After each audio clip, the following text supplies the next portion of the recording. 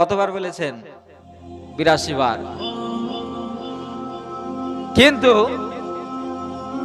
এতবার বলার পরেও আমাদের ভিতরে নামাজের কথা, নামাজের চিন্তাধারা, ইবাদতের কথা আসে না, ভাবনা চিন্তা আসে না। অথচ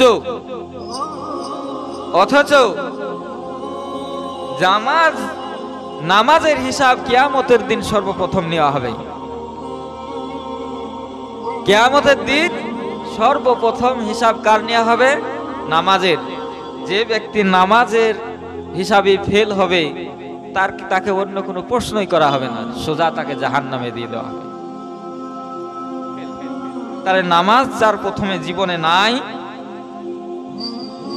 সে সোজা বিনা হিসাবে জাহান্নামে যাবে। আজ মুসলমানদের মধ্যে কয়জন নামাজ পড়ে? নামাজ বাদ দিয়ে আমরা সব কাজ করি, ঠিক মতো যত কাজ সংসারের সব কাজ করি, কিন্তু নামাজের সময় মুয়াজ্জিনের আজান হয়, হাইয়া আলাস সালাহ, হাইয়া আলাল ফালাহ, 5 বার ডাক দেওয়া হয়। 5 বারই আমরা অপমান করি, নামাজ বাদ দিয়ে আমরা নিজের কাজে ব্যস্ত থাকি।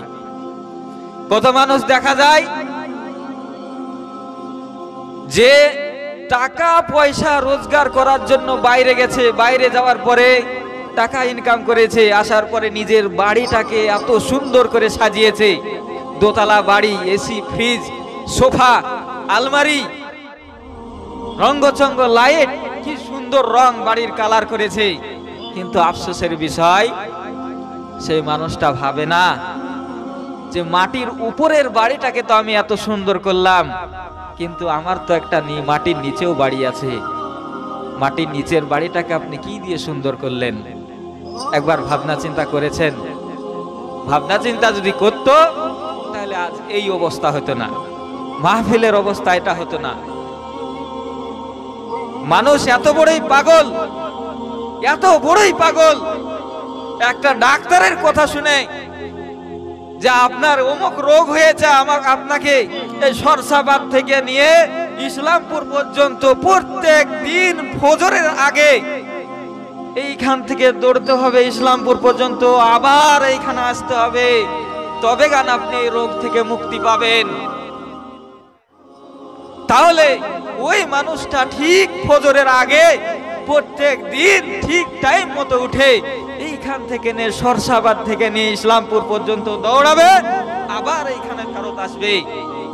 একটা সামান্য ডাক্তারের কথা শুনে একটা মানুষ এই কাজটা করার জন্য বাধ্য হয়, কারণ তাকে তার শরীর বাঁচাতে হবে। কিন্তু বড় আফসোসের বিষয়, বড় আফসোসের বিষয়,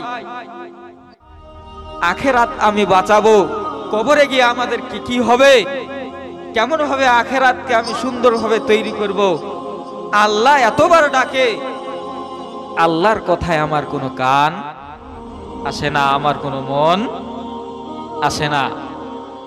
আরো বড় আফসোসের বিষয় হলো যে একটি মানুষ যখন বর্ষার সময় রাস্তায় বেরোয়, রাস্তায় বেরোনোর সময় তার জানা আছে যে আমি যদি একটা ছাতা না নেই আমার শরীর ভিজিয়ে যাবে, সমস্ত শরীর ভিজে যাবে, তার জন্য সে বর্ষার সময় একটা ছাতা নিয়ে বেরোয়। অন্ধকারে বেরোতে গেলে লাইট নিয়ে বেরোয়। লম্বা সফরে যদি যাই তাহলে গাড়ির চেক করে নেয়, গাড়ির টায়ারের পাম্প ঠিকঠাক আছে কিনা, আমার ড্রাইভিং লাইসেন্সটা ঠিক আছে কিনা, ইন্স্যুরেন্সটা ফেল হয়ে গেছে কিনা, সব দেখে নেয়, গাড়িতে তেল ঠিকঠাক আছে কিনা, সব দেখে নেয়। কিন্তু বড় আফসোসের বিষয়, মানুষ জানে যে আমাকে মৃত্যুবরণ করতেই হবে একদিন, জানে যে আমাকে একদিন কবরে যেতেই হবে। বড় আফসোসের বিষয়, তারা কবরের জন্য কিছু তৈরি করে না। দুনিয়াতে কোনো জায়গা থেকে কোনো জায়গায় গেলে তারা ঠিক তৈরি হয়ে যায়, কিন্তু কবরে যাওয়ার আগে, মৃত্যুবরণ করার আগে তারা তাদের আখেরাতকে ঠিক মতন সাজিয়ে যায় না। যদি সাজিয়ে যেত, যদি এই ভাবনা চিন্তা আসতো, তাহলে আজ এই দশা হতো না। ঠিক তার জন্য আজকে মুসলিম চারিদিক থেকে অপমানিত, লাঞ্ছিত। একে একে একে একে মুসলিমদেরকে অত্যাচার করা হচ্ছে, মুসলিমদেরকে অপমান করা হচ্ছে। বাবরি মসজিদ আবাদ ছিল না, তাই বাবরি মসজিদ চলে গেছে। এখন আদিনা মসজিদকে বলছে ওখানে আদিনাথ মন্দির ছিল আগে, তাই এখানে নামাজ পড়া যাবে না। কারণ কি? দোষ ওদের না, দোষ আমাদের। আমরা মসজিদ আবাদ করা বাদ দিয়ে আমরা চায়ের দোকান আবাদ করি, বাজার আবাদ করি, কিন্তু যেইগুলো আল্লাহর তরফ থেকে আবাদ করার কথা বলেছিলেন, আল্লাহ যেইগুলো আবাদ করার কথা বলেছিলেন সেইগুলা করি না।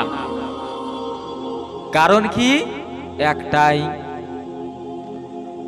তাদের আখেরাতের ভয় নাই, মানুষের মধ্যে হবে এই চিন্তা নাই। মানুষকে একদিন আখেরাতে চলে যেতে হবে, কবর পাড়ি দিতে হবে। যে কবরে জানালা নেই, দরজা নেই, সেই কবরে থাকতে হবে, চিন্তা নাই। যদি থাকতো তাহলে মানুষ ঠিক মতো হাইয়া আলা সলা বলা মাত্রই মসজিদে হাজির হয়ে যেত। মসজিদে লোকে জায়গা দিতে পারত না, মসজিদ বাড়াতে হতো এই মাহফিলটা যেন আজকে ভরে যেত। কিন্তু নবী রাসূলরা মউতকে যেই রকম ভাবে ভয় করেছেন, তিনারা নবী হয়েও রাসূল হয়েও যেই রকম মউতকে ভয় করেছেন, আমরা সামান্য আল্লাহর গুনাহগার বান্দা হয়ে তেমন ভয় করতে পারি না।